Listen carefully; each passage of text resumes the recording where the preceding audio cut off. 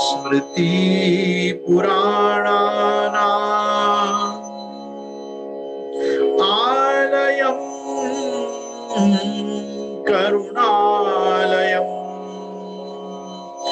नमामि भगवत्पादम् श्रीवल्लभम् लोकवल्लभम् वल्लभम् विठ्ठलाचार्यम् श्रीकृष्णं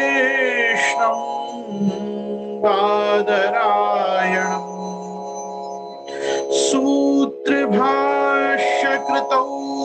वन्दे भगवन्तौ पुनः वल्लभाचार्य दिव्याज्ञा प्रतिवासर उज्ज्वला दिगंत व्यापिनी भूयात् साहिलोकहितैषिणी सर्वदेश दशाकाले अव्याहत पराक्रमा वल्लभाचार्य दिव्याज्ञा वर्धतामभिवर्धताम्। नत्वा श्री वल्लभाचार्यान् पुष्टिमार्गोपदेशकान् विठ्ठलेशान् गुरुन् स्तौमि बालकृष्ण मम प्रभुन् श्री कृष्णाय नमः। श्री गुरुभ्यो नमः। उपस्थित समस्त प्रियजन वल्लभीय वैष्णवजन, मैं गोस्वामी गोविंद राय आप समस्त सनातन धर्मावलंबी आर्यों का इस हमारे जूमांतर्गत सत्संग भवन में, सत्संग सदन में, फेसबुक एवं यूट्यूब लाइव पर जुड़े हुए भी हमारे साथ सभी सज्जनों का आज हमारे श्री वल्लभ दिग्विजय के 7वें दिवस के इस सत्संग सत्र में खूब खूब स्वागत करता हूं। हमारे साथ सुद्विजा बेटी जी भी बने हुए हैं और मैं समझता हूं कि आप सभी प्रियजन गत 7 दिवसों से, आज तो 7वां दिन है, मतलब गत 6 दिनों से मेरे साथ आप जो श्री वल्लभ दिग्विजय का आनंद ले रहे हैं। तो यद्यपि हमारे कुछ मित्र हमारे साथ लेट जुड़ पाते हैं और कथा के समापन के समय तक मैं देख पाता हूं कि करीबन हम 150 लोग होते हैं अंदाजन। तो ये हमारे साथ जो अभी सब लोग आ रहे हैं, तो मैं समझता हूं सबका कलेऊ ब्यारू, जिसको आज की भाषा में लोग डिनर कहते हैं, कुछ लोग बफेलो डिनर भी करते हैं, आई मीन बूफे डिनर भी करते हैं। तो सब चलते फिरते जैसे भी आ रहे हैं, तो धीरे धीरे जो सब आगंतुक आ रहे हैं उन सब का भी हमको थोड़ा ध्यान रखना पड़ता है। इसलिए मैं प्रारंभ में कुछ देर तुरंत कोई विषय को जल्दी से नहीं उठाता, क्योंकि मैं देखता हूं कि संख्या हमारी बढ़ रही होती है और कुछ लोग आ रहे होते हैं। तो हमारा प्रयास ये होता है कि किसी का कोई कथा पक्ष छूट न जाए, क्योंकि अगर लिंक छूट जाएगी तो पृथ्वी परिक्रमा का वो आनंद आपको नहीं आएगा जो अभी आ रहा है इतने दिनों से। फिर भी मेरा आग्रह है कि सब लोग 9 से 10 प्रयास करें, क्योंकि मैं देखता हूं कि कुछ लोग मेरे कितने आग्रह के बाद भी वीडियो बंद किए हुए होते हैं। तो मुझे ऐसा लगता है कि शायद वो भोजन कर रहे होते हैं, इसलिए उनका वीडियो बंद होता है। तो भले आप सानंद भगवत प्रसाद लें, सानंद कलेवा करें, सानंद आप अपना ब्यारू करें, मुझे उससे कोई आपत्ति नहीं है। लेकिन ऐसा है ऑन टाइम मेरे साथ जुड़े, क्योंकि मेरे साथ 2 ही व्यवस्थाएं हैं। अगर मेरे यहाँ कोई इंटरनेट इश्यूज होते हैं या मेरे यहाँ लाइट ही नहीं होती है तो उस दिन सत्र ही नहीं होता, और सत्र होता है तो भगवत कृपा से ऑन टाइम होता है।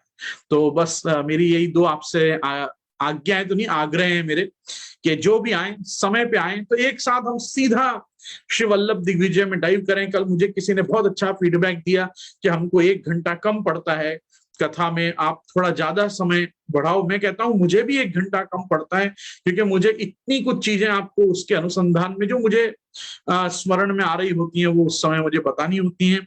तो मैं ये लोगों से नहीं पूछता हूँ हाउस द जोश, मैं लोगों को कहता हूँ आई एम इन फुल जोश। तो इसलिए मेरे जोश का थोड़ा सम्मान करते हुए सब जन ऑन समय पे ऑन टाइम आए, तो हम कथा का और आनंद, द्विगुणित चतुर्गुणित आनंद ले सकें। मेरा उत्साह, मेरा मनोबल आप लोगों की उपस्थिति से ही बढ़ता है। मैं खास करके यहाँ फेसबुक लाइव पे भी सब जुड़ने वाले प्रियजनों को खूब खूब धन्यवाद करना चाहूंगा। आप लोग जो प्रेम से मेरे साथ जुड़ते हैं, मैं तो इस समय फेसबुक लाइव की रीडिंग नहीं कर पाता, लेकिन मुझे रानी बहू जी रोज रात्रि को बताते हैं कि आज हम कितने बंधु बांधव, सब आचार्य चरण के प्रियजन अपन सब साथ में थे। और जो ढंग की हमारी व्याख्यान का पूरा होने तक जो व्यूअरशिप हमको फेसबुक पे मिल रही है, उससे मुझे इस बात का बहुत सौभाग्यपूर्ण अनुभव और ऐसा गदगदता मुझे अनुभूत होती है कि कितनी हजारों की तादाद में लोग श्री यदुनाथ जी की वाणी को हमारे साथ सत्संग में श्रवण कर पा रहे हैं।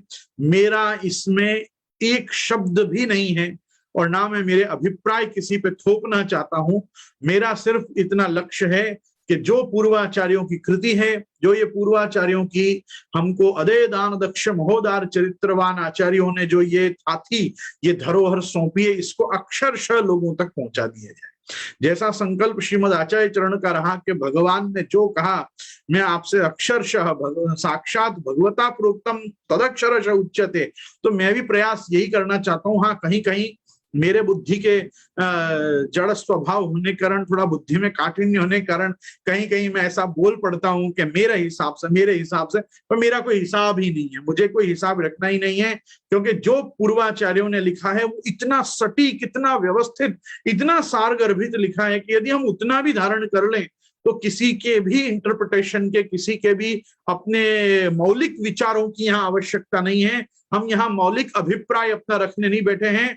पूर्वाचार्यों ने जो हमको आज्ञा की है, हम उसका अनुसंधान पूर्वक अनुसरण करने के लिए हम यहाँ पे एकत्रित हो रहे हैं। तो मैं आपको खास यहाँ पे कहना चाहूंगा कि उत्साह निश्चया धैर्य तत्त कर्म प्रवर्तनात् जन संग त्यागा सतो वृत्ति षड्भिर भक्ति प्रसिद्ध्यति। भक्ति के बढ़ने में जो 6 चीजें, इनमें एक है सतो वृत्ति। सतो वृत्ति मतलब सत्पुरुषों ने जो ग्रंथ लिखे हैं उन ग्रंथों को देखते रहना। आचार्य चरण ने भी हमको बारंबार आज्ञा की है कि भगवत शास्त्र में आज्ञा ये विचार्य च पुनः पुनः। ये सब जो प्राचीन आचार्यों की कृति हैं, इन्हीं का रूपांतर बैठक चरित्र है, इन्हीं का रूपांतर निज वार्ता, घरु वार्ता और 252 84 वैष्णव, विशेष करके 84 वैष्णव में आचार्य चरण से संबंधित जो प्रसंग हैं, और जो वल्लभाख्यान में गोपाल दास जी के द्वारा प्रकटित जो साहित्य है वो अपने यहाँ का उपनिषद।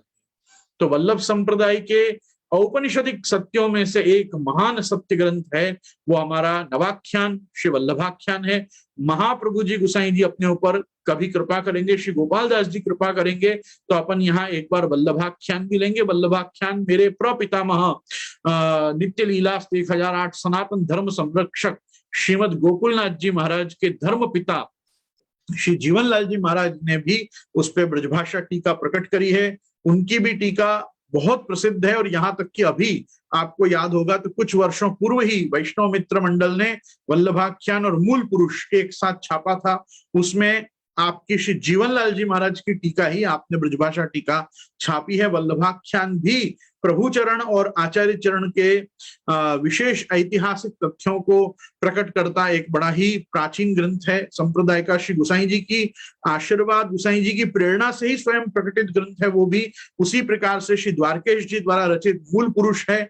और ये यदुनाथ जी के द्वारा जो ये अनुपम कृति श्री वल्लभ दिग्विजय हमको प्राप्त हुई है, इसका तो जितना सौभाग्य माना जाए उतना कम है। क्योंकि इसमें प्रायः सभी प्रकार के आचार्य चरण के छोटे बड़े सभी शास्त्रार्थों का और शास्त्रार्थ विजय के प्रसंगों को यहाँ पे नोंद किया गया है।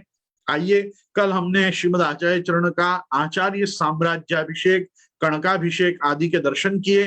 किस प्रकार से राजा ने आपको बिरुद सुनाई, बिरुद प्रदान की, एक टाइटल कन्फर किया उनके ऊपर, वो सब हमने तथ्य कल जाने। आज हम वहां से आगे बढ़ते हैं कि अब किस प्रकार से श्रीमद आचार्य चरण का आचार्य पूजन और अवशिष्ट पूजना अनंतर किस प्रकार से राजा उनको घर पधारने की, अभी तक तो केवल सभा मंडप तक पधराए, पर अब अपने महल में राजा किस प्रकार से पधरामनी करते हैं श्री महाप्रभु जी की, अब आज हम वहां से वो प्रसंग को शुरू कर रहे हैं। तो आइए, श्री वल्लभाधीश की जय। इस तरह जब आपको आचार्य पद प्राप्त हो चुका, तदनंतर एक दिन श्रीमद आचार्य चरण उषा कांति जी कहाँ आ गए। हम जाएंगे हमारे पे, आज हमारा 7वां दिन का सत्र है। आई एम एक्सट्रीमली सॉरी, हम तो वहीं चले गए थे। अरे मैंने अभी तो वेल श्री वल्लभाधीश की जय, बारंबार जय। तो तदनंतर कुटुंब तथा स्वजनों सहित राजा ने शरणागति की प्रार्थना की। अब जब आचार्य चरण को विरुद्ध प्रदान कर दी, सब जय जयकार हो गया, जगत गुरु महाप्रभु श्रीमद आचार्य चरणाहा विजयंते तराम जब हो गया, तो उसके बाद तदनंतर कुटुंब तथा स्वजनों सहित राजा ने सर्वप्रथम शरणागति की प्रार्थना की। क्योंकि अभी तक वो जो कुछ भेंट कर रहा है महाप्रभु जी सब बंटवा दे रहे हैं, कुछ रख नहीं रहे महाप्रभु जी। क्यों? क्योंकि महाप्रभु जी का एक ये भी नियम है कि जब तक मेरा सेवक ना हो, अपने मार्ग में शरण ना आए, उसकी सत्ता का विनियोग नहीं करना, सत्ता का स्वीकार नहीं करना। तो वो कारण से अब राजा, और सर्वप्रथम तो महाप्रभु जी का अलौकिक आदि दैविक आध्यात्मिक सभी प्रकार का स्वरूप देखकर, आदि भौतिकता की तो इसमें गंध मात्र भी नहीं है, ऐसे प्राकृत धर्मानाश्रम अप्राकृत निखिल धर्म रूपम स्वरूप को देख के राजा इतना चमक करते हैं कि राजा स्वयं बंधु बांधवों, स्वजनों, परिजनों, परिवारजनों सहित यहाँ शरणागति की प्रार्थना करता है। आचार्य चरण ने उसको स्नान कराकर शरणाष्टाक्षर मंत्र दिया और हरि तथा गुरु की प्रसादी तुलसी काष्ठमाला भी अर्पण की। यहाँ पे आप ध्यान दीजिएगा, बारंबार जब भी तुलसी माला देने की बात अपने संप्रदाय में आएगी तो वहां तुलसी काष्ठमाला, ये काष्ठ शब्द का प्रयोग खास है, क्योंकि तुलसी पत्र मालिका जो होती है वो सर्वदा भगवान श्रीमन नारायण, विष्णु, श्री शालिग्राम जी, श्री रामकृष्ण आदि रूपों को ही धरी जाती है। जो तुलसी काष्ठ की माला होती है वही हम भगवत भक्तों को दी जाती है। बहुत सी बार ऐसा होता है कि वल्लभ कुल की पधरामणी के समय वैष्णव वल्लभ कुल बालक को अपने ठाकुर जी की प्रसादी माला धराते हैं। हमारे यहाँ शयन कराने के बाद जूड़ा जी के संग, झुमका जी के संग जब मुखिया जी आते हैं तो वल्लभ कुल बालक को प्रसादी भगवत प्रसादी माला धराते हैं। तो आपने प्राय देखा होगा वल्लभ कुल बालक जल्दी से माला बड़ी कर देते हैं, उसको सूंघते हैं, माथे चढ़ाते हैं, स्वीकारते हैं, हृदय से लगाते हैं, अपना अहोभाग्य मानते हैं कि भगवत प्रसादी फूल माला हमको प्राप्त हुई। लेकिन क्योंकि उसमें तुलसी जी के पत्र विद्यमान होते हैं, इसलिए वल्लभ कुल बालक ज्यादा देर तक अपने कंठ में वो माला धर के नहीं विराज रहे, और नहीं विराजना चाहिए, क्योंकि हमको उसका अधिकार नहीं है, तुलसी पत्र माला का अधिकार नहीं है। मैंने मेरे लॉकडाउन सीरीज में लास्ट ईयर भी काफी बार ये बात शेयर की थी, लेकिन ये कुछ बातें बारंबार बताने की हैं। वल्लभ कुल बालक आपके घर आए, आप यदि उनको भगवत प्रसादी माला से आप उनका सत्कार करें तो बात ठीक है, और अगर आप उनके लिए नई माला बनाएं तो वहां पे जहां भी हरे रंग के पत्तियों का प्रयोग करना पड़े तो वहां किसी अन्य वृक्ष की पत्तियों का प्रयोग करना चाहिए। तुलसी पत्र का प्रयोग गुरु को धराने वाली माला में नहीं करना चाहिए। गुरुजनों को तो हरे पत्ती, अन्य फूल सब लेके आप बिल्कुल धराओ, या अपने ठाकुर जी की प्रसादी माला धरा दो, लेकिन आप उनकी माला बगैर स्वतंत्रतया बना रहे हो अनप्रसादी, तो उसमें तुलसी जी का प्रयोग नहीं करना चाहिए, वो हमको प्राप्त ही नहीं। हमको तुलसी सृक मालिका, सृक मतलब काष्ठ, तुलसी काष्ठ मालिका इति सर्वेषु कालेषु नित्याज्या कंठ मालिका क्षणार्धम तद विहीनोपि विष्णुद्रोही न संशय। ऐसे तो क्षणार्ध के लिए भी तुलसी की माला अपने देह से नहीं हटानी चाहिए। यहां तक कि जब मनुष्य का अंतिम संस्कार किया जाता है तो उसके अंतिम संस्कार के समय में भी उसको चिता पे लिटाने के बाद और उसकी कंठी बड़ी करके उसके हृदय पे रख दी जाती है। उसके साथ अधिकाधिक सूखे हुए तुलसी जी के काष्ठ रखे जाते हैं, और वैष्णव देह को तो तुलसी काष्ठ के प्रयोग के साथ ही उसका दाह संस्कार किया जाता है। तुलसी का अपना तो इतना नित्य संबंध है कि मरे बाद भी हम तुलसी की कंठी नहीं हटाते, उल्टे जब उसका स्नान करा दिया जाता है पार्थिव देह का तो नई कंठी धराई जाती है, नई कंठी पहरा के उसको ले जाते हैं, उसकी कंठी वहां बड़ी करते हैं, कंठी बड़ी करके उसके वक्षस्थल पे रखते हैं, और उसके बाद उसके ऊपर तुलसी जी के काष्ठ रख के और फिर उसके दाह किया जाता है। तुलसी जी की महिमा अपरंपार है। कचित तुलसी कल्याणी गोविंद चरण प्रिय, गोपी जनों ने जिनको कल्याणी मतलब आप तो प्रभु की ब्याहता स्त्री हो और प्रिय हो, कितने प्रकार के अलंकार, और गोविंद चरण प्रिय सर्वदा भगवान श्री कृष्ण के चरण में स्थित हो, ऐसा तुलसी जी को बताया है। तुलसी की कंठी देना ये भी एक बहुत बड़ा अहोभाग्य अपने को तुलसी कंठी मिलना, अपने गले में कंठी माला तिलक का रक्षण गोकुलनाथ जी ने किया। आज अपन 450 वर्ष तक उसका यश गा रहे हैं। क्यों गा रहे हैं भाई? माला तिलक का रक्षण बहुत आवश्यक है, माला तिलक का स्वरूप जानना बहुत आवश्यक है। स्नानम दानम जपम होमम संध्या स्वाध्याय कर्म च ऊर्ध्व पुंड्र विहीनस्तु तस्य कर्म निरर्थकम। कोई भी कर्म करो, यदि माथा पे तिलक नहीं है तो वो दान आदि यज्ञ याग आदि जप पाठ आदि सब व्यर्थ है, यदि माथे पे तिलक बिना किया। उसी प्रकार से अपने कंठ में सर्वदा तुलसी जी की काष्ठमाला होनी ही चाहिए। क्षणार्ध भी अगर अपन उससे रहित रहते हैं तो अपन विष्णुद्रोही, ऐसा शास्त्र मानता है। और न धारयन्ति ये मालाम हित का पाप बुद्धय नरका न निवर्तन्ते दग्धास्ते कोपाग्निना हरे। पांचरात्र और अन्य पुराण तो कहते हैं कि वो हरि के कोप से जला दिया जाता है। जो व्यक्ति ऐसा विचारता है मैं कंठी क्यों पहनूं, मेरे कंठी क्यों पहननी चाहिए, कंठी पहनने से क्या मिलता है, कंठी पहनने से क्या लाभ होता है, ऐसा जो लोग सोचते हैं, ऐसा जो लोग बोलते हैं, ऐसे लोग तो विष्णु के कोप में नरक में जलाए जाते हैं। ऐसा शास्त्रकारों का निर्णय है। तुलसी जी की कंठी का सर्वदा खूब आदर करना चाहिए, खूब मान करना चाहिए। हमारे दास धर्म की रक्षक है वो, हमारे दीनता की रक्षक है, हमारे नाम निवेदन आत्म निवेदन का साक्षात स्वरूप अगर कोई है जो अपने को छिन्न सर्वदा बोध कराता रहता है कि अपन भगवत दास है, अपन श्री वल्लभ के दास हैं। लोग कहते हैं कि एक कंठी नाम निवेदन की और एक कंठी आत्म निवेदन की। मैं कहता हूं एक कंठी आपको भगवत दास है ये बताती है और दूसरी कंठी बताती है आप श्री महाप्रभु जी के सेवक हो। ये भी एक भाव रखो। ये नाम निवेदन आत्म निवेदन किसके कारण हुआ? दान बढ़ो कि दाता बढ़ो? तो दान से बड़ा तो दाता है कि जिसने अपने को कृपा करके दिए। इसमें भी महाप्रभु जी का यश गाना चाहिए। मानता हूं नाम निवेदन आत्म निवेदन की रिप्रेजेंटेटिव वो दो कंठी हैं जो अपने वैष्णव धर्म के बाह्य चिन्हों में आती है, लेकिन ये तुलसी काष्ठ मालिका ये बहुत अद्भुत वस्तु है। ये अपने जन्म से लेकर मतलब जातक के अपने जब छठी हो जाती है और छठी के बाद जब उसका निष्क्रमण होता है, जब से वो घर के बाहर ले जाने लायक बालक हो, तब से उसको कान फूंक के कान में उसके 3 बार अष्टाक्षर बोल के गुरु मुखोद्गत शरणष्टाक्षर दे के उसको जो शरणागति कराई जाती है, वो उसके देह त्याग पर्यंत भी उसके साथ वो कंठी बनी रहती। जब तक देह रहता है तब तक ये देह कंठी के बिना नहीं रखनी चाहिए। जो लोग भी 2 कंठी पहनने में किसी भी प्रकार की शिथिलता करते हो, मेरा उन लोगों से हाथ जोड़कर ये मेरी आज्ञा और आग्रह नहीं, मेरी विनती है कि अपने आप को, यदि आपको भगवान के कोप से बचाना है तो प्लीज कंठी पहनने का आग्रह रखिए। अन्य वैष्णव संप्रदायों के लोगों से सीखिए, कितने आग्रह पूर्वक कितनी कितनी कंठी पहन के बैठे होते हैं। अपने यहाँ 2 बारीक से एकदम यूं समझो कि बारीक से मणका वाली कंठी पहनने में सब वैष्णवों की नानी क्यों मर जाती है, मुझे समझ में नहीं आता है। तो मेरा खास आग्रह रहेगा, यहाँ पे इस समय राजा कृष्णदेव राय के कैसे भाग्य सौभाग्य उदय हुए हैं कि उसको साक्षात श्री महाप्रभु जी ने पधरा के सबसे पहले कंठी दिए कि यहाँ भाई राजा, पहले तू अष्टाक्षर श्रवण कर और कंठी पहन। तो उसको तुलसी काष्ठ की माला अर्पण की। राजा ने उन सब स्वजनों के साथ स्वर्ण के थाल में धरकर 7000 मुद्रा, स्वर्ण मुद्रा अशर्फी आपके निवेदन की। अब देखो, सबसे पहली भेंट ही राजा ने 7000 स्वर्ण मुद्रा श्री महाप्रभु जी को थाल में रखकर और भेंट करी। अब बहुत आनंद की बात है। क्या आनंद की बात है? ये 7000 मुद्रा भेंट आई ये नहीं, सुनो अभी पूरी बात सुनो।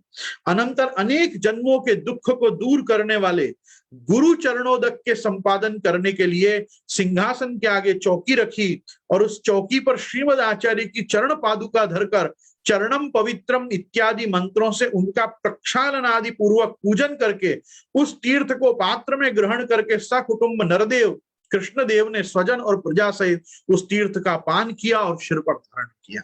महाप्रभु जी के पाचरण और उनकी चरण पादुका को चौकी पे पधरा कर और बाकायदा गुरुपाद पूजन, गुरु पादुका पूजन, ये प्रकार से सबसे पहला ये श्री महाप्रभु जी का ऑफिशियल केसर स्नान है। आप समझो, क्योंकि पहला जो केसर स्नान जो हुआ, मतलब वहां जो भी साम्राज्याभिषेक हुआ कनकाभिषेक के कनक पुष्पों से स्नान कराने के पूर्व, वो तो महाप्रभु जी ने उसको भी ग्रहण नहीं किया और कनक पुष्पों को भी त्याग दिया कि ये तो सब बिल्कुल स्नान किए हुए मलिन जलवत त्याज्य है। तो ये बार जो है इन्होंने वो पात्र में इसका संग्रह किया, क्योंकि इनको गुरु चरणोदक पहली बार मिला, तो यह गुरु चरणोदक पान किया, गुरु चरणोदक सिर पे धारण किया। और केवल राजा ने ही नहीं किया, राजा ने, स्वजनों ने, प्रजाजनों ने, समस्त लोगों ने उस तीर्थ का पान किया, सिर पर धारण किया।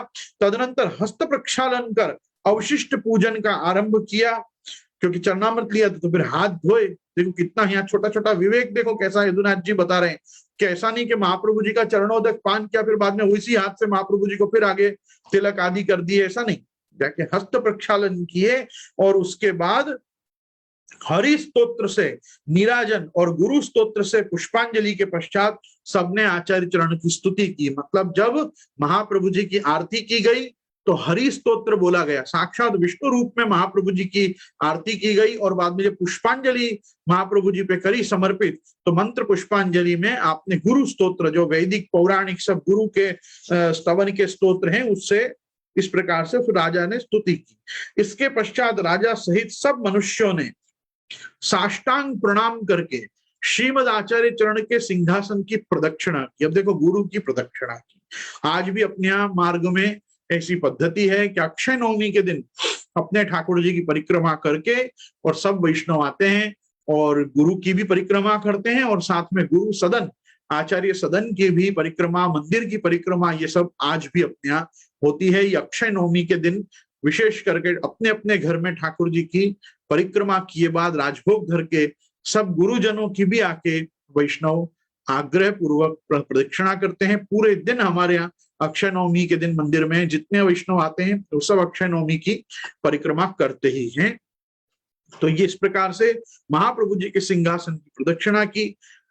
अनंतर राजा ने प्रसन्न होकर समागत व्यास तीर्थ आदि आचार्य तथा विद्वानों और आचार्य चरण के परिकर का संतोष करने के लिए सबका यथाविधि समर्चन करके भेंट आदि से यथा योग्य समर्पण किया। इसके बाद महाप्रभु जी को भेंट आदि होने के बाद, महाप्रभु जी का संपूर्ण पूजन क्रम होने के बाद, और फिर राजा ने व्यास तीर्थ आदि, विद्या तीर्थ आदि और महाप्रभु जी के परिकर में भी जितने भक्त आए थे साथ में उन सबका भी यथोचित सम्मान किया, यथोचित दान आदि किए, सबको भेंट दी, सबको अनुपम यूं समझो के विभिन्न विभिन्न प्रकार की यथा जो वांछित जिसको था वो उनको प्रदान किया। जैसे यहाँ बता रहे हैं कि नारायणाचार्य तथा द्रुविणाचार्य को 2 विष्णु धाम का आधिपत्य, शंभु भट्ट को 1 ग्राम, हरि भट्टादिकों को यथा योग्य धरा द्रविणादि, धरा मतलब किसी को जमीन चाहिए थी जमीन दी, किसी को पैसा चाहिए था पैसा दिया, ये सब समर्पित किए। तदनंतर राजा ने प्रणाम करके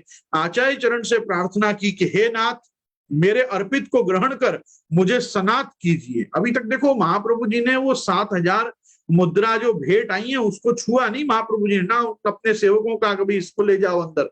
अभी तो महाप्रभु जी देख ही रहे हैं कि बस वो थाल उनके आगे रखा हुआ है। महाप्रभु जी तो राह देख रहे हैं, गौ ब्राह्मण प्रतिपाल है, जब तक ब्राह्मणों को दक्षिणा नहीं मिल जाएगी, जब तक सब ब्राह्मण संतुष्ट नहीं होंगे, आचार्य चरण कैसे उस थाल में से द्रव्य उठाएंगे? आप विचार करो, ये क्या महाप्रभु जी का चरित्र है। आप देखो Mahaprabhu ji wait and watch, let the raja finish his all dues, जितना उसको दान देना है उनको दे लेने दो पहले, उसके बाद इसमें से उठाएंगे। राजा विनती कर रहे हैं कि हे नाथ, अब तो मैं आपका सेवक हुआ, अब तो मैंने ब्राह्मणों को भी सब यथोचित सम्मान कर दिया और आपने वाद विवाद में आए पंडितों को तो वो सब कुछ दे दिया, दिवा दिया था, जितने पात्र आदि सहित मैंने जितना आपको कनक पुष्पों से स्नान कराया, आपका अभिषेक चला जितनी देर उतनी देर, जितना द्रव्य आपको भेंट आया वो सब तो आप पहले ही बांट चुके हो, अब इसमें से तो आप कृपा करके कुछ ग्रहण करो। ये कौन महाप्रभु जी हैं जिनके दादाजी के पास कुंभी धान्य व्रत था कि जब तक एक कोठी धान्य मेरे घर में है तब तक दान नहीं लूंगा, जब वो 1 कोठी का अन्न पूरा होने आएगा तब किसी के पास जाके दान लूंगा, अभी तो 1 कोठी अनाज है, अभी दान लेने की क्या जरूरत है।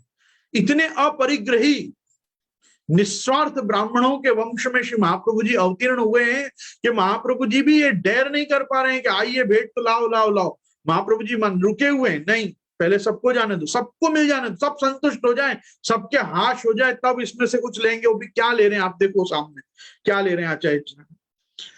हे नाथ, मेरे अर्पित को ग्रहण कर मुझे सनात कीजिए। इस प्रार्थना के अनंतर श्रीमद आचार्यों ने अपने कर कमल से उन अशर्फियों में से ढूंढकर 7 दैवी मुद्रा निकाली और भगवान के आभूषण बनाने के लिए दामोदर दास जी के हाथ में दी।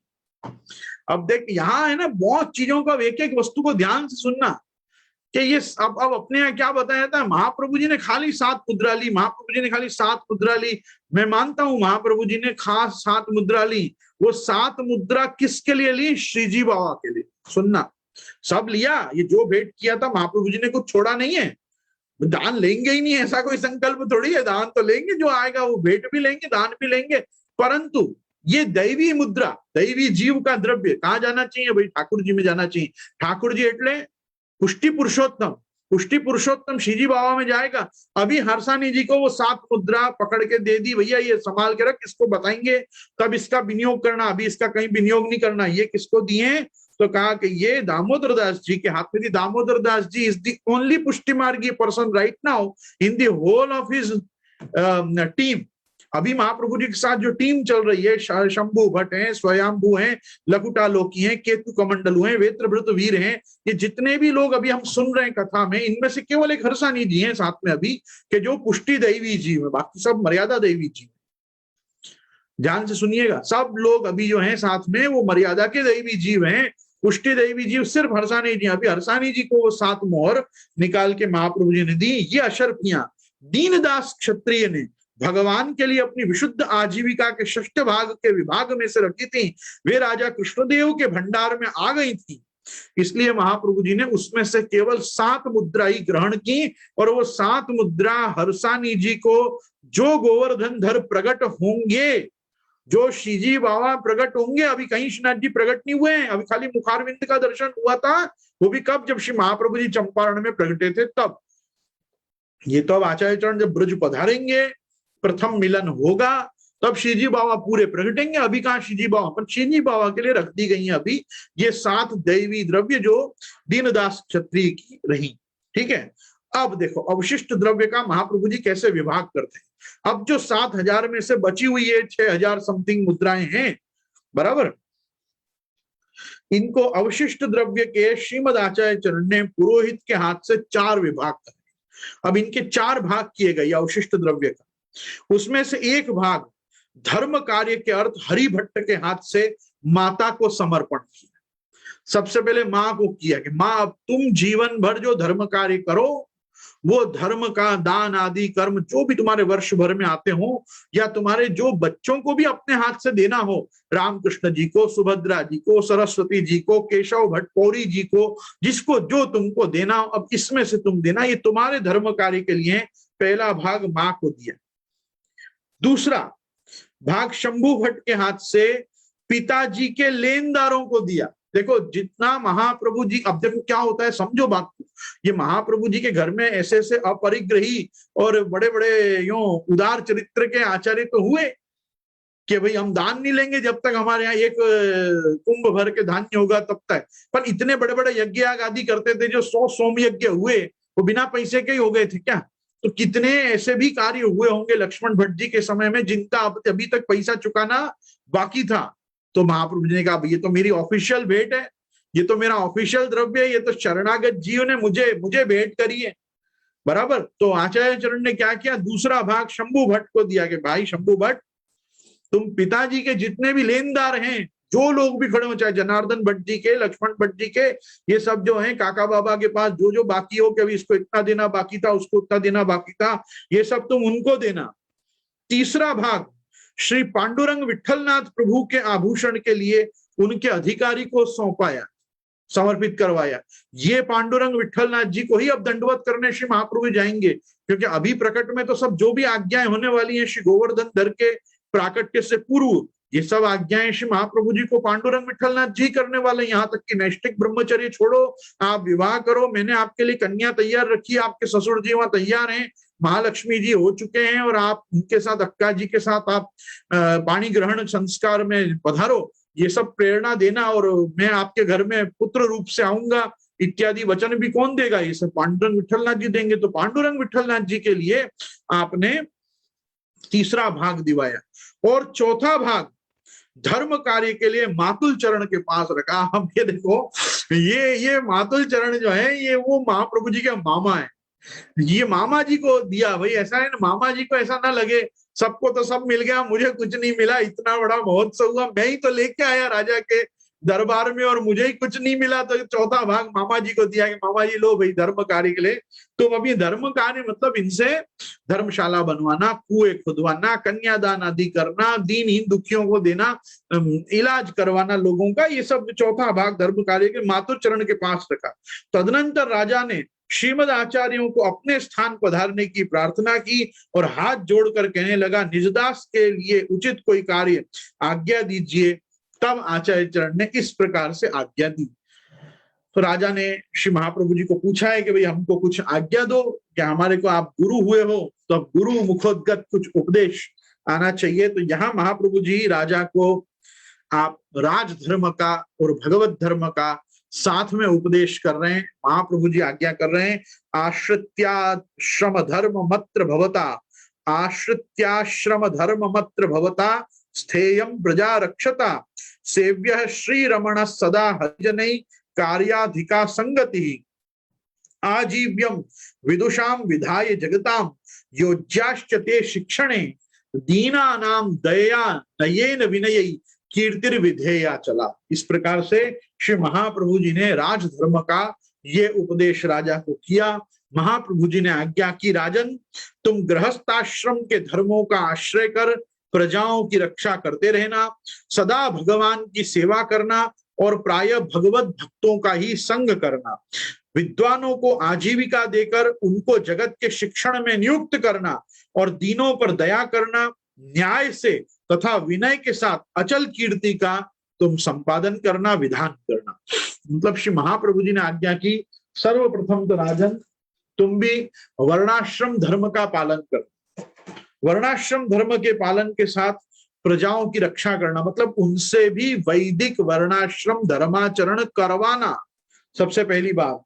दूसरा, सदा प्रभु की सेवा करना, मतलब भगवान से बहिर्मुख मत होना। आपको मैं स्मरण करा दूं कि तिरुमला तिरुपति देवस्थानम से लेके श्रीरंग भगवान के धाम से लेके कितने रंगपट्टनम आदि से लेके ऐसे बहुत से हरि स्थान हैं जो राजा कृष्णदेव राय के कार्यकाल में ही, और जो उनके बड़े भाई राजा प्रताप रुद्रदेव के समय में जो हरि स्थान ध्वस्त कर दिए गए थे, तोड़ दिए गए थे, क्योंकि वो शैव थे, तो राजा प्रताप रुद्रदेव, तो उनके बाद जब इनका कार्यकाल आया तो इन्होंने उन सब हरि मंदिरों का भी पुनः जीर्णोद्धार करा के और बारंबार भगवान मंदिरों की स्थापना की। तो महाप्रभु जी ने इनको खास आज्ञा की थी कि प्रभु की सेवा करना, भगवान के मंदिर स्वरूप विग्रह आदि से कभी बहिर्मुख मत होना, सदा भगवत भक्तों का संग करना और विद्वानों को आजीविका देकर जगत के शिक्षण में नियुक्त करना। मतलब कभी भी किसी विद्वान को आजीविका का यो न हो कि अरे मैं कैसे पढ़ाऊं, क्या पढ़ाऊं, मेरे को क्या मिलता है ये सब पढ़ा के, ऐसा ना हो। तुम्हारे राज्य में विद्वान सर्वदा संतुष्ट हो, इस प्रकार से। और फिर दीनों पर दया करना, न्याय से चलना तथा विनय से अचल कीर्ति का तुम विधान करना। ये प्रकार से श्रीमद आचार्य चरण ने अपने ये राजा शिष्य ऐसे कृष्णदेव राय को ये प्रथम उपदेश किया। कंठी देने के बाद, उनकी भेंट स्वीकारने के बाद, और फिर महाप्रभु जी उनके घर पधारने के लिए तैयार हो रहे हैं। लेकिन उससे पहले अनंतर राजा ने उस उत्सव के हर्ष में अपराधी बंदियों को कारागार से छोड़ दिए, सब प्रजा के सुख के लिए नाना प्रकार के करों का भी परिवर्तन कर दिया, अपने कुटुंबी लोग, स्त्री, अमात्य, नौकर, चाकर, फौजी, मनुष्य, नट नर्तक, गंधर्व तथा अन्य उपस्थित जनों का खूब दान मान से यथोचित संतोष किया। पश्चात सब स्वजन सामंत तथा सैन्य सहित बड़े गीत वादित्र के साथ आचार्य चरण की पादुकाओं को पालकी में पधराकर स्वयं भी पहुंचाने को तैयार हुआ। पंडित और वैदिकों से नमस्कृत आचार्य चरण भी उसको नमस्कार करते हुए छत्र चामर आदि राज विभूतियों से उपलक्षित होकर तथा राजा के हाथ में हाथ रखकर पादुकाओं से चलते हुए व्यास तीर्थ आदि आचार्य तथा विद्वानों सहित राजसेना के मध्य में होकर श्री महाप्रभु जी पधारे। इस समय अनेक प्रकार के वादित्रों से सब मनुष्यों को आपके आने का प्रबोध हुआ। अतः संपूर्ण पुरवासी स्त्री और पुरुष अपने अपने महल, हवेली, चौबारा, जरोखा, दरवाजा आदि पर इकट्ठे हुए और आपके ऊपर पुष्पों की वृष्टि करते हुए प्रणाम करने लगे। इस तरह चलते हुए आप मातुल चरण के गृह द्वार पर पहुंचे। मातुल चरण ने सम्मुखोपसर्पण आदि से आपका सादर आवाहन किया। अनंतर आपने गृह के भीतर प्रवेश कर, ये सबसे पहले रास्ता में चलते चलते अपने मामा का घर जहां मध्य में आया, तो सबसे पहले मामा के यहाँ पधारे। मामा ने भी इनका खूब एक आचार्य के रूप में सत्कार, अभी तक तो भांजा घर आता था, लेकिन आज जगत गुरु महाप्रभु श्रीमद आचार्य रूप से उनका भांजा उनके घर आया है। तो यहाँ पे स्पष्ट कह रहे हैं कि मातुल चरण ने भी सम्मुखोपसर्पण आदि से, मतलब जो सन्मुख जाके पुष्प वृष्टि करके कुंभ कलश लेके जो पद्धति से चरणम पवित्रम विततम पुराणम कहते हुए जो प्रकार से स्वागत करना चाहिए आचार्यों का, वो प्रकार से यहाँ पे पधरामनी की, लिटरली उन्होंने अपने घर में श्री महाप्रभु जी की पधरामनी की है मामा जी ने। और यहाँ पे पधार कर आपने माता मही, मौसी, मामा आदि को प्रणाम किया और उनने आपको आशीर्वाद दिया। और घर के अंदर जाके श्री महाप्रभु जी ने यथा योग्य सबसे पहले मातृदेवो भव, अपनी माँ के चरण छुए, इल्लम्मा गारू जी के। उसके बाद माता मही, इल्लम्मा गारू जी की माँ, उनके चरण स्पर्श किए। फिर अपनी मौसी, इल्लम्मा गारू जी की बहन, उनके चरण स्पर्श किए। फिर मामा, मामी, इन सबों को प्रणाम किया। और इन सब लोगों ने भी महाप्रभु जी के इस विजय ध्वज फहराने के उपलक्ष्य में उनको अनेकानेक आशीर्वाद दिए। राजा ने भी अन्य आचार्यों को प्रणाम आदि सम्मान कर उनको अपने अपने स्थान पर पहुंचाए। तदनंतर वैष्णव धर्म जानने के लिए सपरिकर राजा किंचित काल श्रीमद आचार्य चरण के पास बैठा और आचार्य चरण ने उसको वैष्णव धर्म, भागवत धर्म का महाप्रभु जी ने उनको उपदेश किया। ये भी बहुत बहुत सुंदर पद्य है। और दैवत्वेन गुरोर अनुग्रह वशात जाता प्रपत्तिर यदा स्रक पुंड्रादि निधारणे पर जयंती एकादशी नाम व्रतम धर्मम भागवतम चरेद हरिकथा चाचार्य भक्त्यार्चनम पापम तद विमुखान न अर्पित भुजिम चान्याश्रयम वर्जयेत। ये एक श्लोक में महाप्रभु जी ने संपूर्ण भागवत धर्म का, वैष्णव धर्म का राजा कृष्णदेव राय को उपदेश किया, जिसका सार इस प्रकार से है कि दैवत्व से तथा गुरु के अनुग्रह से जब शरणागति हो चुके तब सदा कंठी तथा तिलक धारण करते रहना चाहिए। चारों जयंती तथा एकादशी का व्रत भी नियम पूर्वक करते रहें। भागवत धर्म का आचरण करें। घर में हरि कथा अर्थात नित्य सत्संग करें। आचार्यों का, भक्तों का विधि पूर्वक पूजन करें। पाप से, भगवत विमुखों से और बिना प्रसादी भोजन से तथा अन्याश्रय से सदा अपने आप को दूर रखें। अर्थात पाप से दूर रखना है, भगवत विमुखों से अपने को दूर रहना है, हमको अन्न प्रसादी और अन्याश्रय का परित्याग करना है। इस तरह का उपदेश भी आचार्य चरण ने किया। पश्चात अपने महल जाने की आज्ञा लेकर राजा ने आचार्य चरण को साष्टांग प्रणाम किया और आपके दिए हुए भगवत प्रसाद तथा माला को शिर से धारण कर तथा पुनः प्रणाम करके अपने आलय में जा पहुंचा। इस प्रकार से श्री महाप्रभु जी आप अपने मामा के घर में रहे और राजा फिर अपने घर को चले गए। ठीक है, तो यहाँ पे हमने देखा कि किस प्रकार से श्री महाप्रभु जी आप अपने पूरा क्रम राजा कृष्णदेव राय के यहाँ होने के बाद और आप वापिस अपने मामा जी के घर किस प्रकार आते हैं। वहां बैठ के महाप्रभु जी के मामा का घर ही इस समय, क्योंकि राजा कृष्णदेव राय का गुरु घर है, क्योंकि महाप्रभु जी तो अभी अपने मामा के घर आके रुके हुए हैं, तो अपने गुरु घर जाके उसने अपने लिए उपदेश लिया कि एज अ वैष्णव मेरे लिए आपका क्या उपदेश है। वहां एज राजा पूछा था कि आप मुझे एज राजा क्या उपदेश करते हैं, तो वहां राजधर्म का, भगवत धर्म सहित उपदेश किया कि किस प्रकार से वर्णाश्रम धर्म का परित्याग किए बिना राजा को भी रहना चाहिए। और अब जब यहाँ पे जब मामा के घर महाप्रभु जी आके स्वस्थ होके स्वस्तिक आसन में आप विराज गए, तब जाके राजा ने पूछा कि अब इस निज दास के लिए आपका क्या कर्तव्य है। तो उस प्रकार से श्री महाप्रभु जी ने उनको संबोधन दिया। तदनंतर श्री वल्लभाचार्य कितने ही दिन तक, देखो यहाँ यदुनाथ जी ने भी सबसे पहली बार वल्लभाचार्य प्रयोग शब्द यहाँ जाके किया है। तदनंतर श्री वल्लभाचार्य कितने ही दिन तक विद्यानगर में रह के एक दिन राजा से कहने लगे, राजन अब हम तीर्थ यात्रा को जाएंगे। उस समय राजा ने प्रार्थना की, नाथ आपके पधारने पर मेरा जीवन कैसे रहेगा। तब श्रीमद आचार्य चरण ने राजा को राजधर्म तथा भागवत धर्मों का पुनः उपदेश किया और नित्य पूजन के लिए अपनी चरण पादुका प्रदान की। यहाँ भी राजा कृष्णदेव राय को उनका सौभाग्य रहा कि श्री महाप्रभु जी ने उनको अपनी चरण पादुका पधरा दी।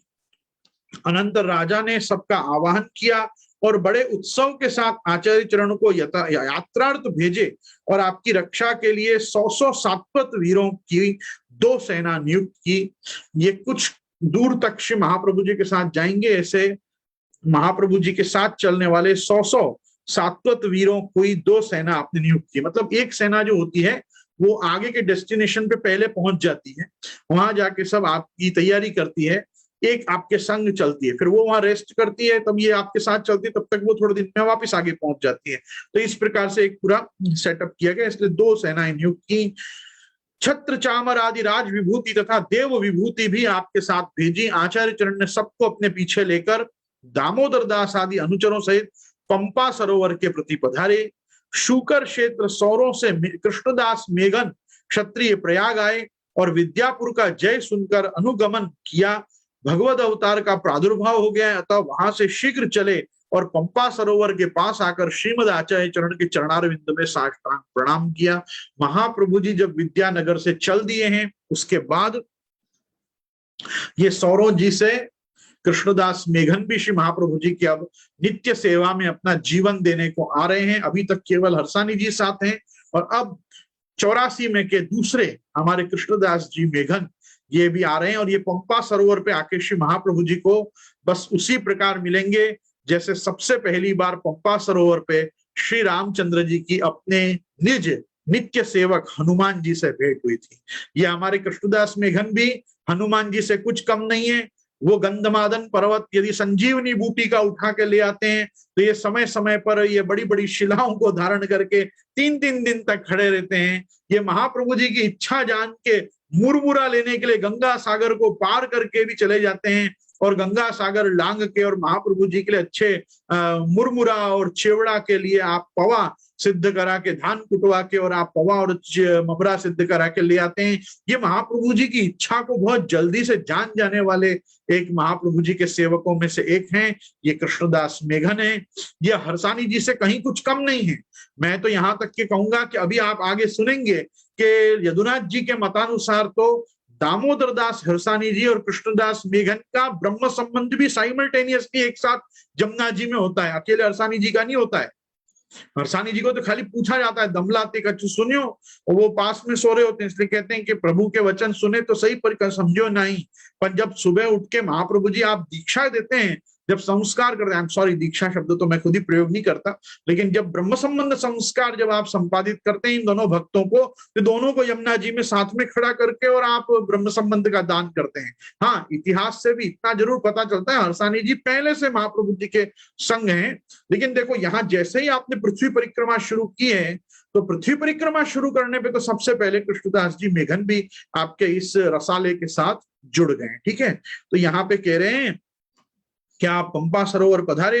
सुकर क्षेत्र सौरो जी में कृष्णदास मेघन क्षत्रिय प्रयाग आए और विद्यापुर का जय इन्होंने प्रयाग में सुना। मतलब महाप्रभु जी के तीर्थ यात्रा शुरू करने के पहले तो महाप्रभु जी की कीर्ति ये कहा कृष्णदेव राय हम्पी में है, हम्पी विद्यानगर बराबर कर्नाटका सेंट्रल इंडिया, और वहां पे नॉर्थ इंडिया में प्रयाग पे बैठे ब्राह्मणों को पता है कि किस प्रकार से एक वल्लभ भट्ट नाम के छोटे से बालक ने किस प्रकार से पूरे त्रिलोकी के पंडितों को पराजित करके और अपना शुद्धाद्वैत मत स्थापित किया, ब्रह्मवाद का स्थापन किया, और वो विभूति और कोई नहीं है, साक्षात भगवान का ही अवतार है। तो इस प्रकार से तो ये सुन के कि भगवद अवतार का प्रादुर्भाव हो गया है, अतः वहां से शीघ्र चले और पंपा सरोवर के पास आकर श्रीमद आचार्य चरण के चरणारविंद में साष्टांग प्रणाम किया। अनंतर आचार्य चरण ने उनको उठाए और कुशल पूछकर आपने मंत्र और कंठी प्रदान की। यहाँ इनका भी अष्टाक्षर से इनको उपदेश हुआ, इनको भी अष्टाक्षर दिया और कंठी दी। ब्रह्म संबंध तो इन दोनों का साथ में होगा, देख लेना। ठीक है, अब अतः वहां से श्री हाँ ठीक, अनंतर उनको कंठी दी। पश्चात पंपा सरोवर पहुंचे, वहां आचार्य चरण ने 3 दिन में श्रीमद् भागवत का पारायण कर दिया। आह क्या बात, त्रिदिवसीय श्रीमद् भागवत पारायण पूरे भागवत जी का पारण 3 दिन में कर लिया, हर निश जाग के किया, कैसे किया ये तो आचार्य चरण जाने। 3 दिन में भागवत जी। मैं आपको एक बात बताऊं, मेरी जो जानकारी, मुझे जो स्मरण हो रहा है, 53 अध्याय, 53 अध्याय प्रतिदिन करो तो जाके 7 दिन में भागवत जी पूरी होती। भागवत जी पूरी करने के दिन में 53 अध्याय का पारायण करना पड़ता है। 25 अध्याय सुबह और 25, 26, 27, 28 अध्याय रात को, तब जाके तुम्हारा 7 दिन में भागवत जी का पारायण पूरा हुआ। महाप्रभु जी ने 3 दिन में ही संपूर्ण भागवत जी का पारायण कर लिया। इसमें कोई आश्चर्य की बात नहीं, मैं बता रहा हूँ मेहनत कितनी करते थे आचार्य उस काल में। वही वन में कृष्णदास ने त्रिशार्थ पक्षी के ऊपर गुरु श्री वल्लभाचार्य जी के चरण पादुका का जल दिया, और उस जल के लगते ही दिव्य काय हो विमान में बैठकर सब मनुष्यों के देखते देखते वो वैकुंठ को चला गया। एक वहां पे पक्षी था, बहुत साल से प्यासा था, वो जल पीना चाह रहा था, जल नहीं पी पा रहा था, लेकिन उसके ऊपर जैसे ही महाप्रभु जी का प्रसादी चरणोदक वहां पे उस पे छिड़का कृष्णदास मेघन ने, और वो तुरंत दिव्य काय हो गया और विमान पे बैठकर सबके ही आगे वैकुंठ को चला गया। इस काम से दामोदर आदिकों ने प्रसन्न होकर कृष्णदास को आचार्य पूजन के समय में छत्राधिकार दिया, और शंभु भट्ट को पूजा का अधिकार, शेष अधिकार पूर्ववती रहे।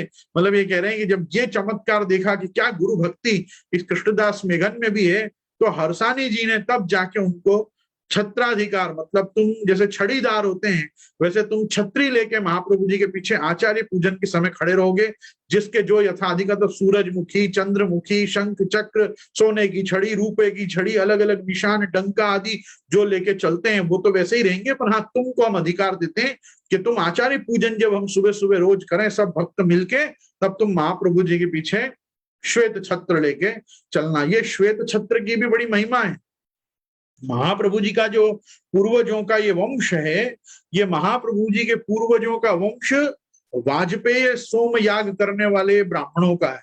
वाजपेयी के वंश में जब आचार्य कहीं से कहीं जाते हैं, याग्निक कहीं से कहीं जाते हैं, तो उनके ऊपर श्वेत छत्र पीछे चलता है। ये श्वेत छत्र जगत गुरु का भी चिन्ह है, ये वाजपेयी का भी चिन्ह है, और ये एक प्रकार की देव विभूति भी है। जो आया ना वर्णन के राज विभूति और देव विभूति दोनों से श्री महाप्रभु जी को अलंकृत किया गया। मतलब ये केवल राजाओं के राजा नहीं है, ये साक्षात देव है। तो इनके अंदर देवत्व का भी दर्शन करके सकल उस काल के विद्वानों ने श्री महाप्रभु जी को देव विभूतियां भेंट की। तो उस समय पे ये छत्र आदि धारण करने के लिए शेष अधिकार सब पूर्वत रहे, और सब भक्त जो रोज करते थे वही करते रहे। कृष्णदास मेघन को विशेष अधिकार दिए गए। वहां से चलकर ऋष्यमुख पर्वत पहुंचे। वहां पर छत्र चामर आदि चमक रहे थे, शंख घंटा आदि का नाद हो रहा था, जय शब्दों का उच्चारण हो रहा था कि कितने में वैष्णव सेना सहित विचरते हुए श्री रामदास चले आए। उनने अपने मनुष्यों से कहा, ये आचार्य वेशधारी कौन है? यहाँ एक रामदास जी करके वहां पे आए हैं, इनके साथ भी बड़े छत्र चामर आदि चल रहे थे, शंख घंटा आदि इनके भी साथ बज रहे थे, और इनके साथ भी एक वैष्णव सेना साथ में चल रही थी।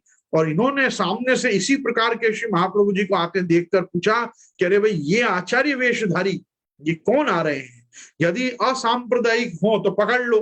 फिर क्या था, वैष्णव सेना चढ़ी, इधर केतु कमंडलू आदि भी लड़ने को तैयार हो गए। तब श्री रामदास फिर कहने लगे, कलह क्यों करते हो? पहले अपना वृत्तांत तो कहो। अरे लड़ने को तैयार मत, तो पहले बताओ तो सही कौन हो आप लोग।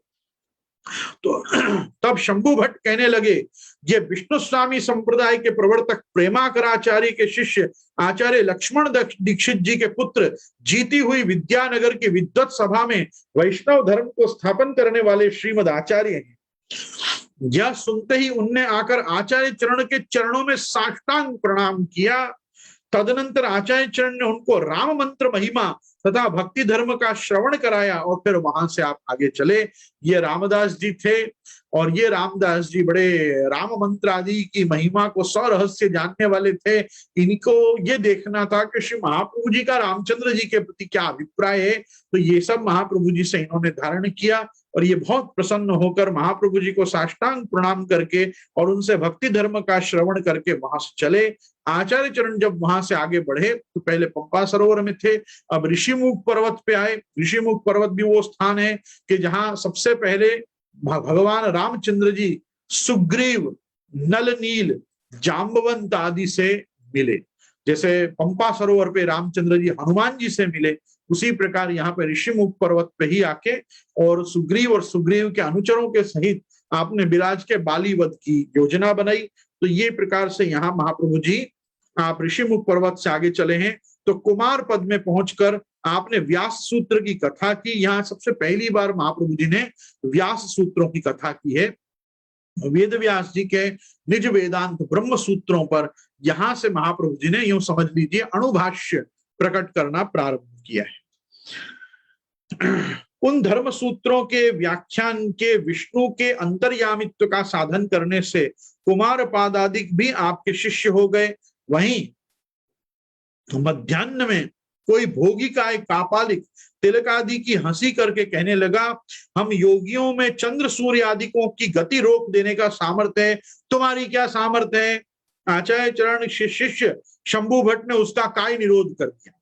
तब तो वह अत्यंत नम्र और दीन हो गया और काय निरोध से छूटने के लिए अत्यंत लज्जित होकर अपने स्थान पर चला गया। तो ये प्रकार से श्री महाप्रभु जी का कुमार पद अर्थात कार्तिकेय जी के अनुचरों के साथ भी महाप्रभु जी का संबंध हुआ।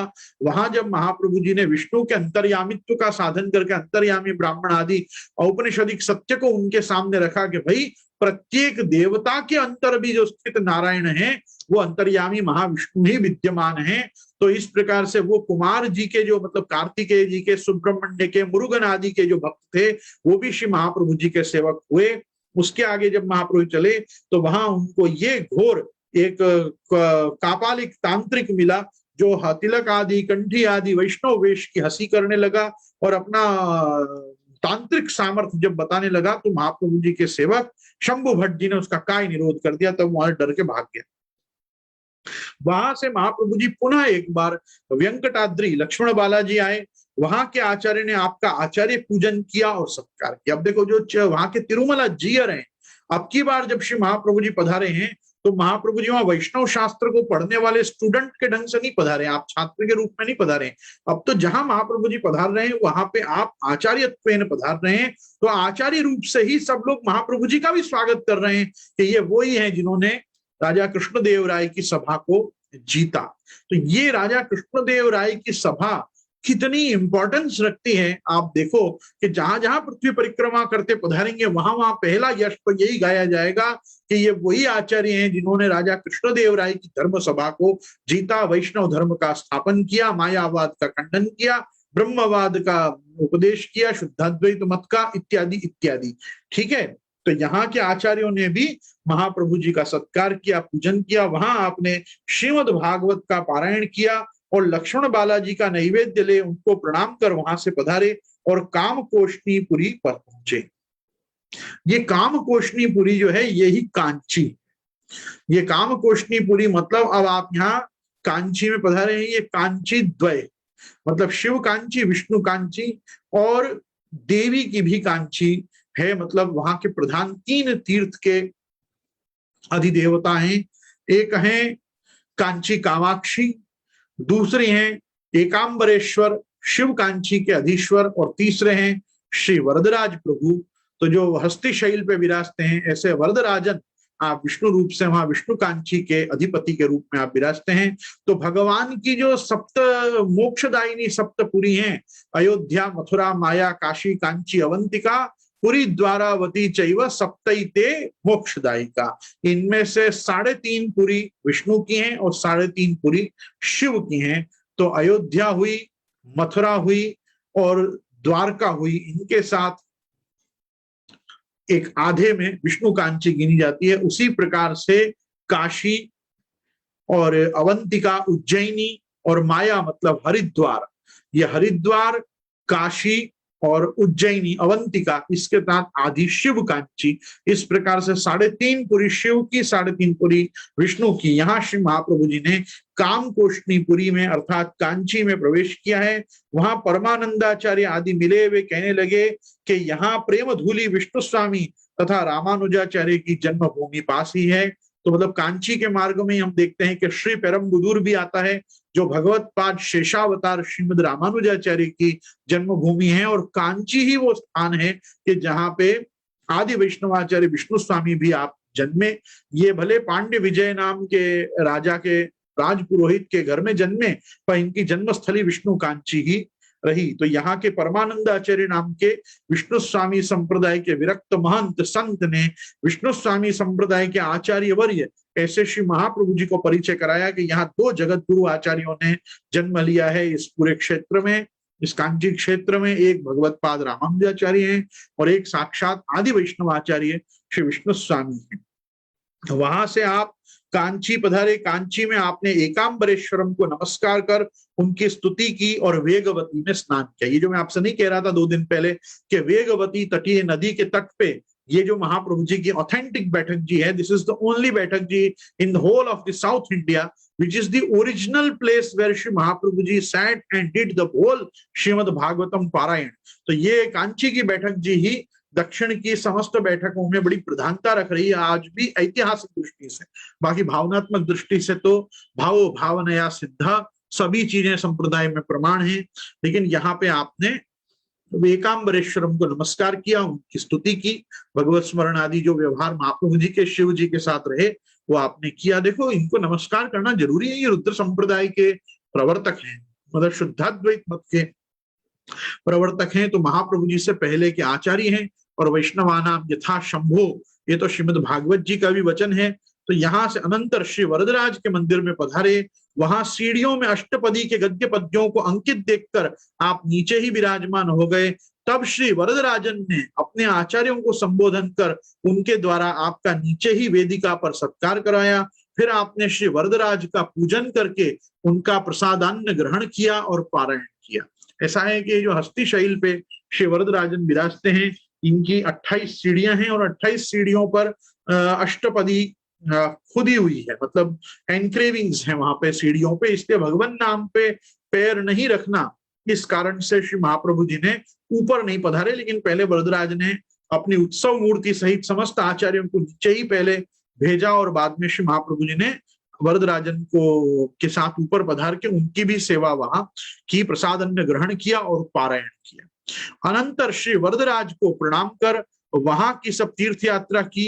वहां चक्रवर्ती नरसिंहाचार्य तथा नीलकंठाचार्य के शिष्य विवादार्थ आए। जब आचार्य चरण ने ब्रह्मवाद का स्थापन किया तो शिव और केशव के ईश्वरत्व में परस्पर वाद करते हुए वे चले।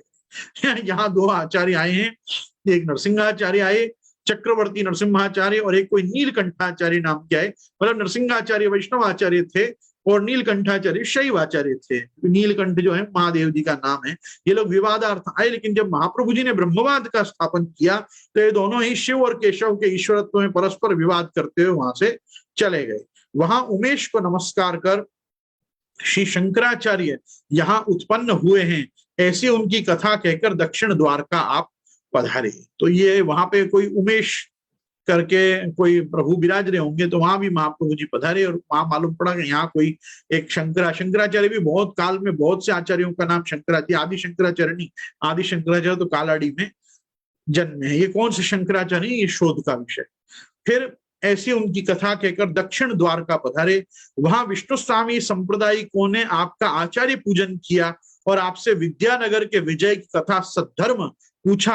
आचार्य चरण ने वह सब वर्णन किया और वहां से तृतीय दिवस चले। ये जो दक्षिण द्वारका है, ये दक्षिण द्वारका जो महाप्रभु जी पधारे, ये दक्षिण द्वारका भी एक ऐसा स्थान है कि जहां पे राजगोपाल स्वामी नाम से अद्यावधि ठाकुर जी विराजते हैं। आज के समय में वो स्थान पूरा रामानुजियों के ही पास है, रामानुज संप्रदाय के अनुयायियों के पास, लेकिन वो जो भगवत विग्रह है वो प्राचीन काल में विष्णु स्वामी संप्रदाय की प्रधान गादियों में से एक स्थान किसी काल में रहा। यहाँ श्री महाप्रभु जी पधारे और विष्णु स्वामी संप्रदाय के ही सांप्रदायिकों ने आपका आचार्य पूजन किया। विद्यानगर के पूरे राज्यसभा की पूरा वृत्तांत सा विस्तार पूछा। वहां महाप्रभु जी 2-3 दिन विराजे और तृतीय दिवस वहां से चले। राघवाचार्यादिकों ने आपके विजय की प्रशंसा की और आपने उनको द्वैताद्वैतवाद में पराजित किया। अनंतर उनको श्रीमद् भागवत के प्रामाण्य में जो संदेह था वह भी आचार्य चरणों के प्रामाण्य मूर्धन्यता के स्थापन करने से निवृत्त हुआ। यहाँ कोई राघवाचार्य नाम के एक आचार्य मिले हैं। ये राघवाचार्य संभवतः निम्बार्क संप्रदाय को रिप्रेजेंट करने वाले आचार्य हैं, क्योंकि महाप्रभु जी ने यहाँ इनको द्वैताद्वैतवाद में पराजित किया है। निरुपाधिक द्वैताद्वैत जो है ये भगवत पाद निम्बार्क आचार्य जगत गुरु श्री निम्बारकाचार्य जी का सिद्धांत है। ये उनके संप्रदाय के कोई एक आचार्य जिनका नाम राघवाचार्य था, ये वहां मिले, उन्होंने आपके विजय की तो प्रशंसा की, लेकिन बाद में अपना भी कुछ मत रखा होगा, तो आचार्य चरण ने उनको वहां द्वैताद्वैतवाद में पराजित किए।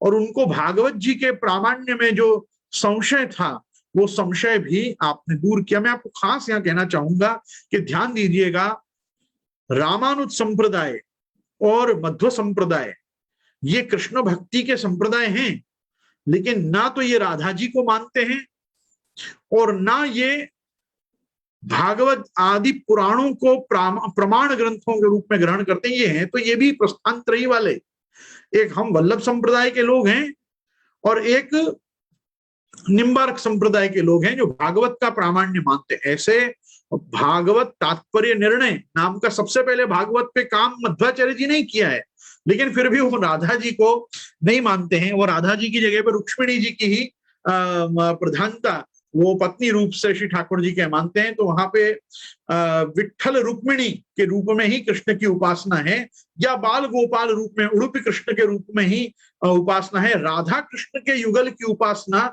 ये केवल वल्लभ संप्रदाय में और निम्बार्क संप्रदाय में ही है। रामानुज संप्रदाय में तो सर्वत्र लक्ष्मी नारायण रूप से ही लक्ष्मी नरसिंह, लक्ष्मी हयग्रीव, लक्ष्मी मतलब भू वराह इत्यादि रूपों में ही स्वामी जी विराजते हैं, और या अगेन विठ्ठल रुक्मिणी के रूप में विराजते हैं। हर जगह पे राधा जी की प्रधानता वाले जो मार्ग या संप्रदाय हैं, वो एक अपना लीला संबंध होने के कारण और स्वयं स्वामी जियों का इतने रूप में प्रकट होने के कारण संप्रदाय है। और एक सुदर्शन चक्रावतार भगवत पाद श्रीमन निम्बारकाचार्य जी के मार्ग में भागवत का भी प्रामाण्य वो लोग स्वीकारते हैं। वो भी यथावकाश जहां जरूरी हो वहां, अपनी तरह नहीं के जो परमतम प्रस्थान ग्रंथ हो वो श्रीमद् भागवत जी हो, क्योंकि उत्तरम पूर्व संदेह वारक शास्त्र के रूप में अपने वेद में संशय हो तो भगवत गीता निवारण करे, भगवत गीता में संशय हो तो ब्रह्मसूत्र निवारण करे, ब्रह्मसूत्र में संशय हो तो भागवत निवारण करे, भागवत में संशय हो तो संशय आत्मा विनश्य, फिर उसका कुछ नहीं हो सकता है।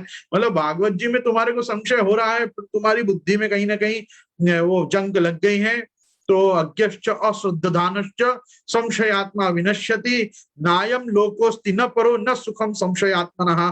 फिर तो संशय आत्मा का कोई उद्धार नहीं कर सकता। वेद में संशय हो तो गीता जी छुड़ा देगी संशय को, गीता में संशय हो तो ब्रह्मसूत्र निवारण कर देगा, ब्रह्मसूत्र में कोई संशय हो तो भागवत जी उसका निवारण अवश्य करेगी। यहां तक तो श्री महाप्रभु जी स्वीकार रहे हैं। और उसके बाद आप आज्ञा कर रहे हैं, अर्थो यमेव निखिलैरपि वेद वाक्यैहि रामायणैहि सहित भारत पांचरात्रैहि अन्येषु शास्त्र वचनैहि सह तत्व सूत्रैहि निर्णीयते सहृदय हरिणा सदैव।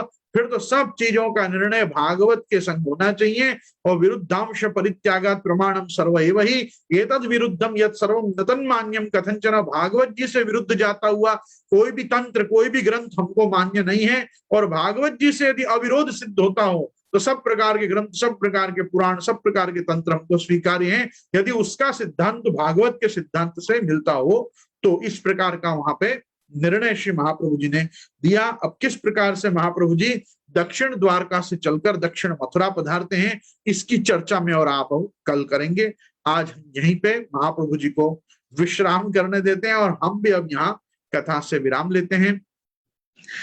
दृढ़ चरणन केरो भरोसो, दृढ़ चरणन केरो श्री वल्लभ नख चंद्र छटा बिन सब युग मांझेरो भरोसो।